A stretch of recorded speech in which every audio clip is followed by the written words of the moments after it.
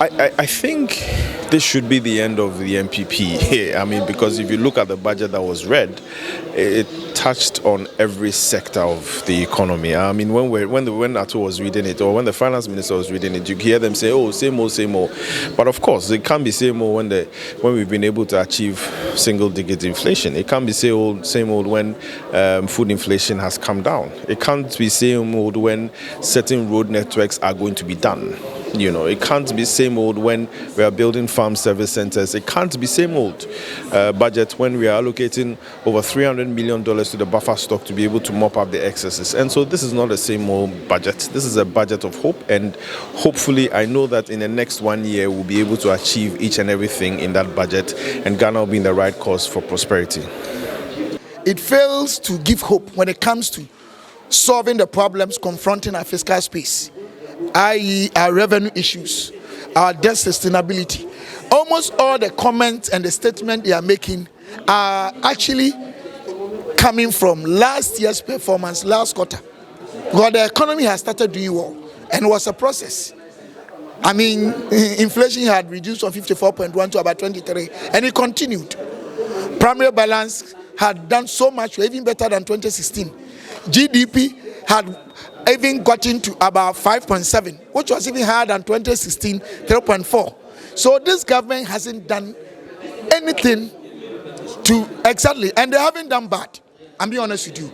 First year, they are using that to vet all the arrears, which they've done, and I think it's appropriate they do that, to also do reconfiguration, do arrangement, appointment, reshuffling and all those things.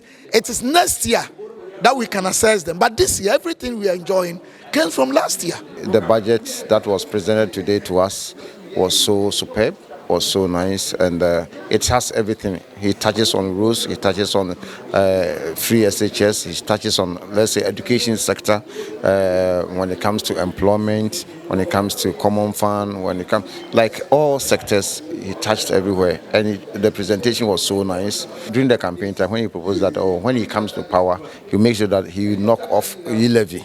He'll make sure that emission tax is gone off. He'll make sure that betting tax is gone, and all those things. And the dreams has turned into reality. We go attest to the fact that, yes, all those things are not in place anymore. So government is on course, and government is doing so well. It's a mundane document that looks like a repetition over and over again. But the devil will be in the detail. And once I get a hold on the appendices and match commitments or promises to budgeted expenditures or provisions, then you hear more from it. In my mind, every government must come and do what, or complete, or continue, because the business of a nation is a continuing concern. This thing about abandoning projects and so on, I am not in favor of it. And in fact, I wrote a piece that was published in the Graphic admonishing that we ought to have a national law, a national asset law, that says that once a project qualifies to be on the national asset law, every succeeding government is mandated to fund it to completion. So, to me, that is nothing earth-shattering, or as the popular lingo now says, breaking news. The Honorable Minister has delivered a very solid budget for Ghanaians. A solid budget, first and foremost, is that one of the levies that everybody cried for to be eliminated has been eliminated. That is the COVID levy. It's going to put over 3 billion Ghana cedis into people's pockets. One thing that is making me proud and happy is the agri-mechanized centers that we are getting one in Garu. Garu is an agrarian area, and it's a rural community that we have a lot of farmers who haven't got that wealth to buy agri implements. And now having a agri-mechanized center in Garu would help farmers to get tractors to plow, to sow, to harvest, and even to store. So that is making us very happy. And what he came to present is very reassuring that he has passed the test of giving people hope. His first budget gave us hope. His review budget gave us hope. And this one has crowned it all with another hope and inspiration. He was keenly focusing on the budget to see the provisions of the job. Look, they mentioned Ejumera. Go and pick the 2025 budget Honorable Atufosen presented here, and look at the allocation he made for Ejumera, 100 million. How much have been released? And today he's repeating the same thing.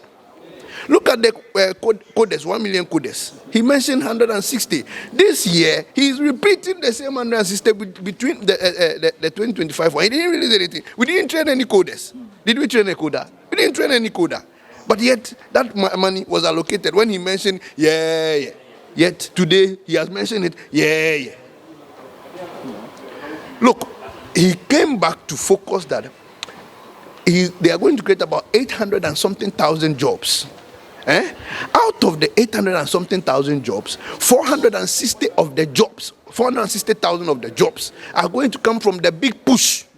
One, they are not even sure of the funding of the big push. That's number one. Number two, when you release it, the big push are largely construction. So, Osen Kolano, you are saying that the 460,000 are going to be laborers.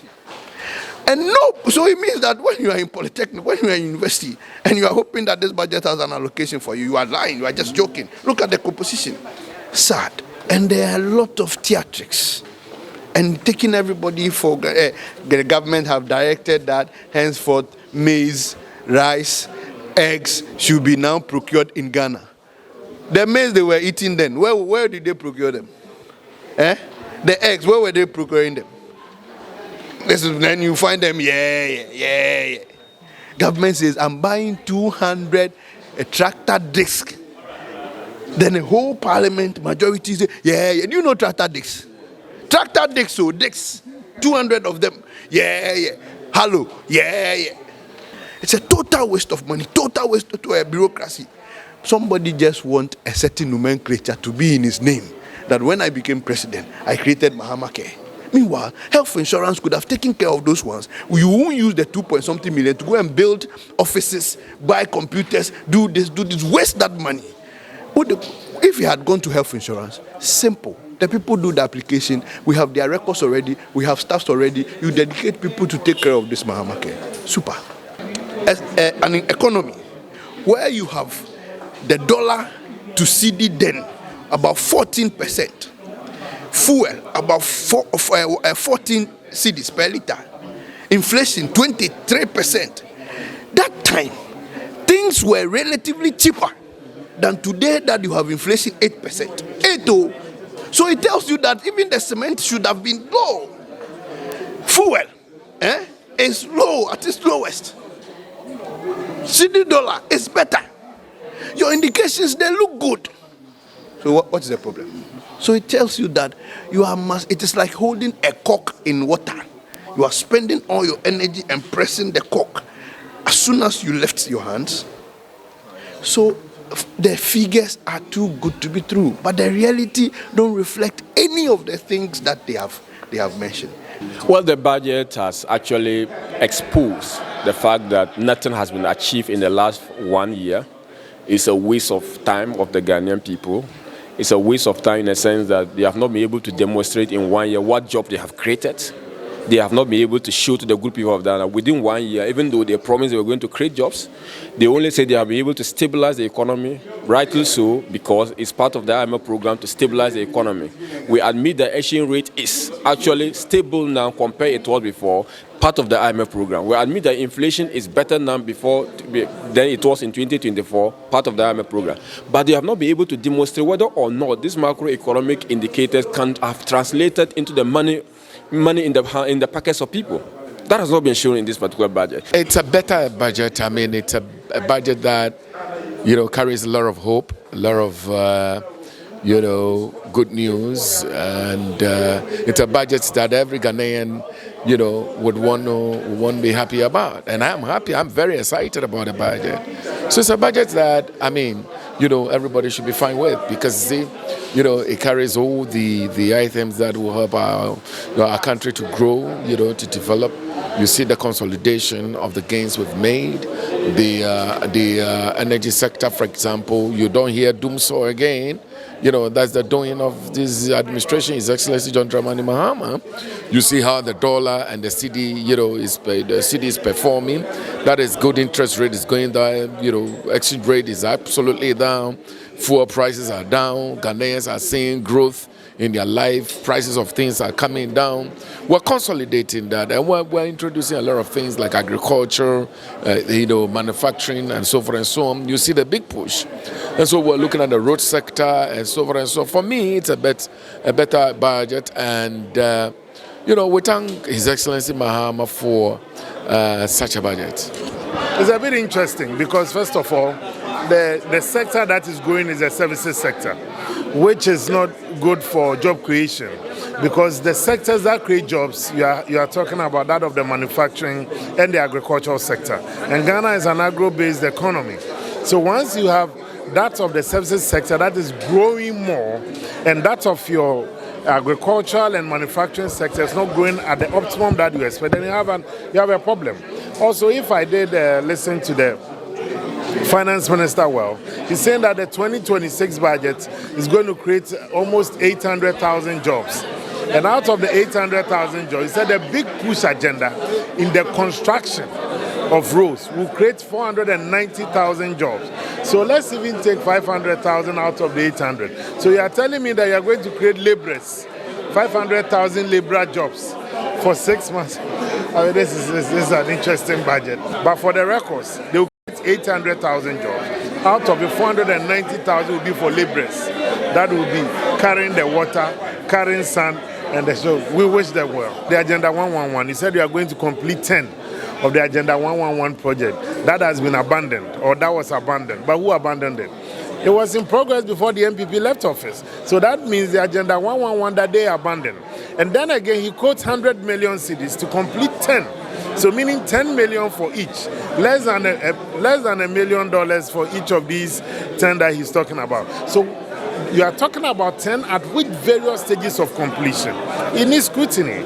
So I don't want to just jump into it, but I can tell you without any fear of equivocation that there's a lot for us to really drill down, nibble on, and get to understand what they actually want to say.